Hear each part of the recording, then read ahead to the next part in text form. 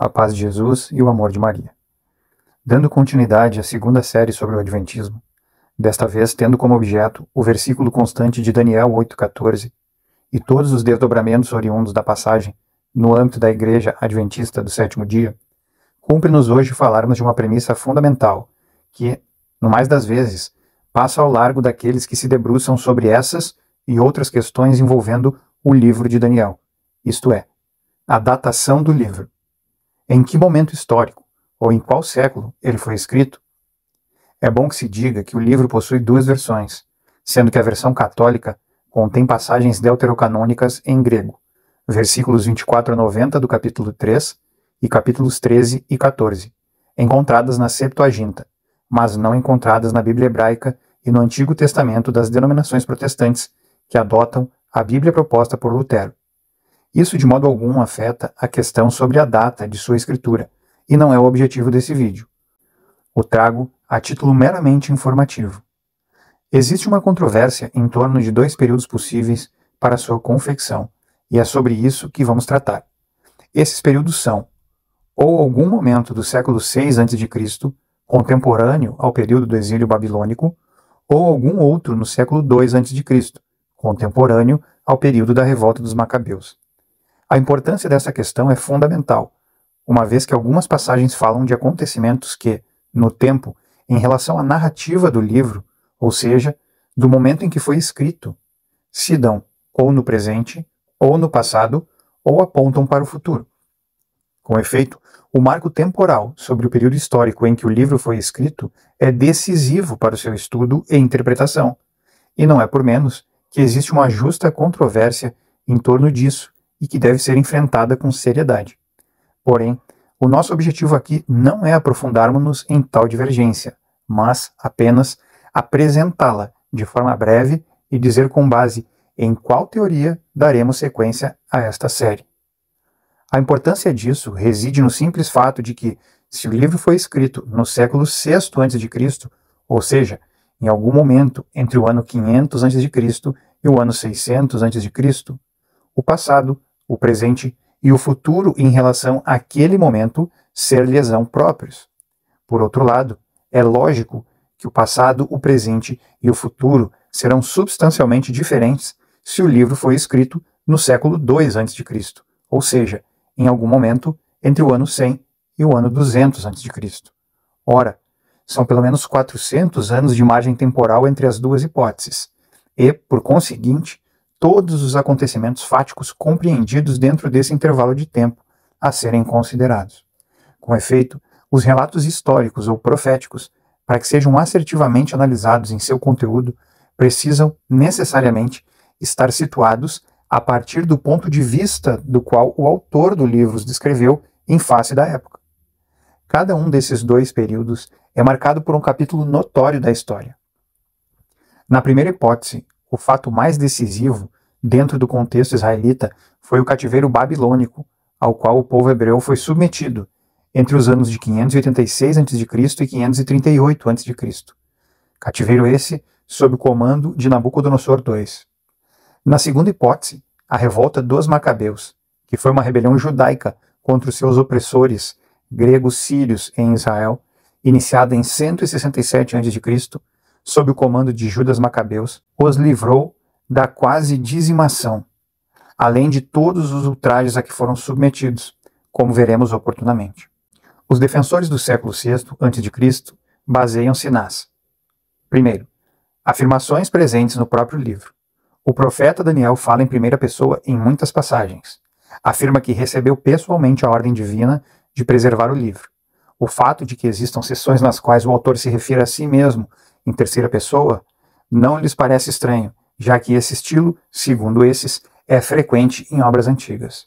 Segundo, o autor conhece bem a história. Somente um homem do século VI a.C., bem versado em assuntos babilônicos, poderia ter escrito quanto a alguns dos fatos históricos que se encontram no livro. O conhecimento desses fatos se perdeu depois do século V a.C., segundo sustentam os defensores dessa hipótese, pois, segundo esses, não se registrou em outra literatura antiga posterior. Descobertas arqueológicas mais ou menos recentes trouxeram estes fatos novamente à luz. Terceiro e último, a passagem do Evangelho de São Mateus, capítulo 24, versículo 15, em que Nosso Senhor cita o profeta Daniel. Por outro lado, os defensores do segundo século antes de Cristo assim sustentam. Primeiro, esses entendem que o livro foi escrito por um autor anônimo com pseudônimo de Daniel. Segundo, entendem que alguns relatos se referem ao período dos Macabeus e que a maior parte daquelas tidas por profecias, pelo menos daquelas cujo cumprimento foi demonstrado, teriam sido escritas depois de ocorridos os acontecimentos nelas descritos. Segundo seus argumentos, as seções históricas de Daniel contêm o registro de certos acontecimentos que não concordam com os fatos históricos conhecidos de acordo com os documentos disponíveis. Dentre essas incoerências entre relatos do livro de Daniel e os fatos históricos, pode-se citar: não houve uma deportação em 605 a.C. Belsazar é filho de Nabonido e não de Nabucodonosor II. Dario I, que é persa e não medo, é um dos sucessores de Ciro II e não seu predecessor. O ambiente babilônico é descrito com termos de origem persa. Os instrumentos da orquestra de Nabucodonosor II trazem nomes transcritos do grego. Daniel não é mencionado no Eclesiástico, que relaciona os profetas de Israel em 48, versículo 22 e 49, versículo 7 a 8 e versículo 10. A suposta discrepância cronológica entre Daniel, capítulo 1, verso 1 e Jeremias 25, verso 1, que segundo o critério geral dos eruditos é uma fonte histórica digna de confiança, sincroniza o 4º ano de Joaquim de Judá com o 1º ano de Nabucodonosor da Babilônia. No entanto, Daniel fala que a primeira conquista de Jerusalém, efetuada por Nabucodonosor, ocorreu no 3º ano de Joaquim, com o que indubitavelmente afirma que o 1º ano de Nabucodonosor coincide com o 3º ano de Joaquim. Nabucodonosor como grande construtor da Babilônia. De acordo com os historiadores gregos, Nabucodonosor desempenhou um papel insignificante na história antiga. Nunca se referem a ele como um grande construtor ou como o criador de uma nova e maior Babilônia. Os idiomas do livro. Como Esdras, uma parte do livro de Daniel foi escrita em hebraico e outra parte em aramaico. Termino aqui, portanto, os argumentos da segunda tese, do século II a.C. Esse que vos fala nada pesquisou sobre os pontos de ambos os lados. Apenas trago ao vosso conhecimento esses que dão base para a controvérsia. Como veremos ao longo dessa série, é provável que Guilherme Miller não tenha feito a ponderação sobre a divergência de datas, ou nem mesmo tivesse conhecimento a seu respeito. Mas qual é a implicação prática do dilema? A problemática que suscitamos em torno dessa divergência é a seguinte. 1. Se o livro foi escrito no século VI a.C., o autor descreveu fatos ocorridos no Império e Exílio babilônicos, dos quais foi contemporâneo, tendo-os vivenciado e ou obtendo conhecimento apropriado a seu respeito por estar vivo durante o evento. Se essa tese for a correta, o autor profetizou acontecimentos futuros ao seu tempo que a história hoje comprova como ocorridos, em especial os fatos significativos descritos no livro sobre a revolta dos Macabeus, como veremos oportunamente. 2.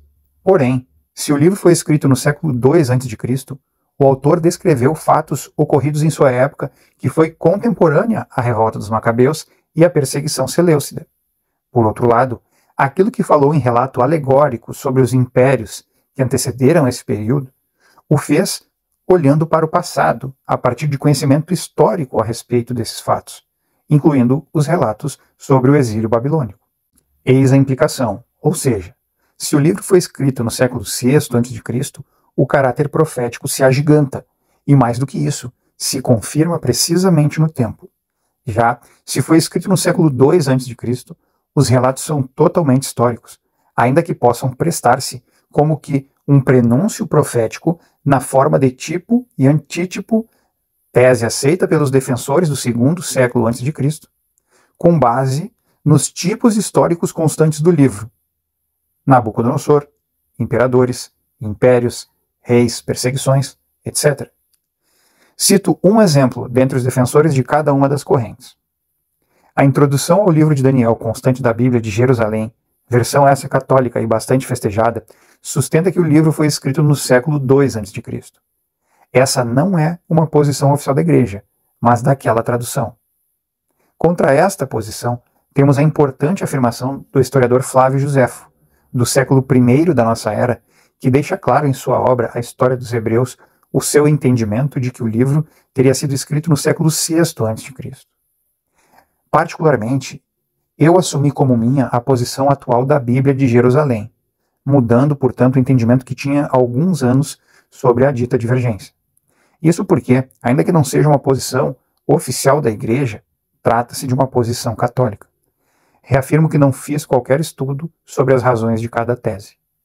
Não obstante a isso, para a finalidade deste vídeo, destaco que concederei, a título pedagógico e argumentativo, que o livro foi escrito pelo próprio Daniel no século VI a.C., como aponta Joséfo, e sustenta aparentemente a totalidade da comunidade protestante, incluindo a Igreja Adventista do Sétimo Dia. Ou seja, abro mão da minha posição a fim de investigar o livro a partir da premissa de que fora escrito no século VI a.C. Com efeito, livro-me, pois, de qualquer suspeição possível por conta da minha posição diversa daquela sustentada pela Igreja Adventista do Sétimo Dia quanto à datação do livro. Reitero, para fins desse estudo, o livro foi escrito por Daniel e o foi no século VI a.C. A paz de Jesus e o amor de Maria.